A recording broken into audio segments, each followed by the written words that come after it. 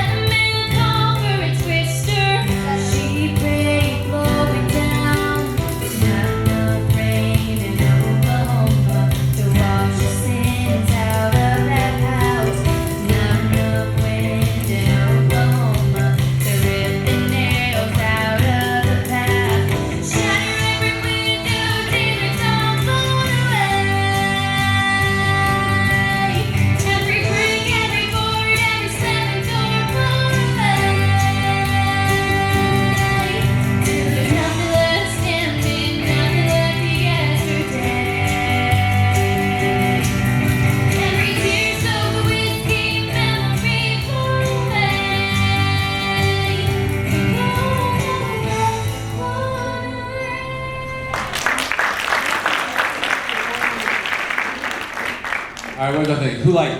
Hands up. All right, hands down. Who? Not so much. Hands up. Okay, awesome. All right, cool. All right, so Marissa.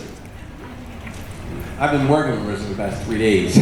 I'm kind of Marissa-fied at this point right now. But choose now. I do like the voice. Now, if I didn't know her, and there were no emotions attached, she's a sweet girl, and so I like her. So let me clean that up. She's just a sweetheart, okay? So therefore, I want to be nice to her. But if I had never met her, she's just a name in the demo. First thing I would say is nice voice. People like her, and probably a lot of people in here are why is the speaker off? Because I got something going on in the other room. and you would think that would be a good thing. But in an industry where everybody and their mama literally is trying to get in it, being good just isn't good enough. And so we had tons of good people, you know? So you're always looking for that one thing that just makes them just that's that much different.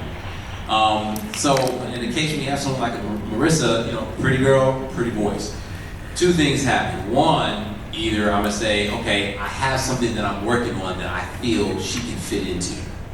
Either, you know, we on purpose are trying to look to develop and put out a young female teen pop, you know, star. Okay, we'll consider her. Or I have a group I want to put her in, or I'm working on a show, we need somebody, whatever. I have something where she might fit into that mold. If it's a scenario where I don't have anything going on, it's one of those things where I'll fall in love with it when I see it kind of thing, and that's kind of where I am right now. I can't necessarily say I have a specific opportunity that I'm looking to fill, but if I see something that just excites me, I'm gonna try to find a way to make that work. So when I come across Marissa, I'm like, wow, you know, this pretty girl, pretty voice. I just don't really have something I can pop you into right now, because it takes time. You have to develop things, you have to develop people, and that stuff takes time, money, and resources. And you can't do that with every good thing you hear. But right off the bat, the vocal production thing will work for you, because you do have a good voice, and me personally, I feel there's a whole lot more you can do vocally.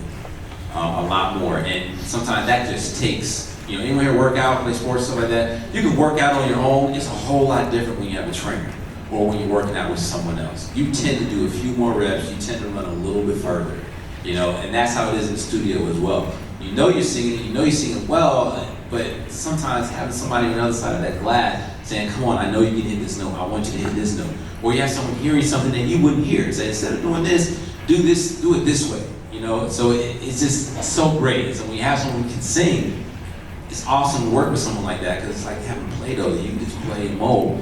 So, but the thing is with your voice though, I think your voice is very commercially pop, which is good because it's universally appealing. So on a business side, that's great. So it's just a matter then of you just having like great records. Other thing to get out of this, guys, if you hear someone who can sing and blah, blah, blah, and you need someone to record your demos or something like that, you guys need to hook up.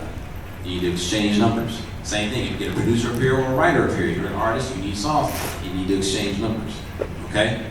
All right, that's really all I have to say on you. And you guys are gonna see her, you know, showcases and stuff like that, so. Thank you. Good job, good job.